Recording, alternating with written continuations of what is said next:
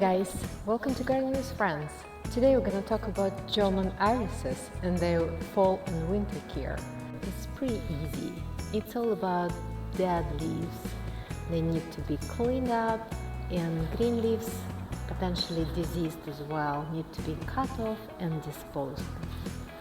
Now, as always, I'm going to sterilize my shears and cut off the leaves short. I got pretty unlucky this year. I got leaf spot on my German irises. You can see yellow spots on leaves, and it can be fungal disease or also bacterial. It's really hard to distinguish one from another.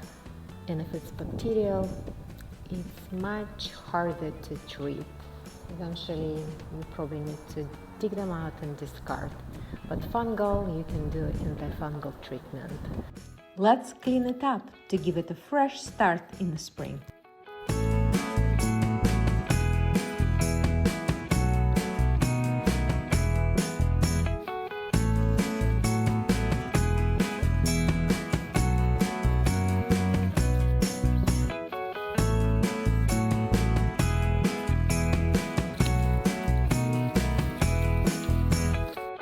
Cleanup is all done. I was able to get rid of dead leaves and cut green leaves short so they're ready for winter.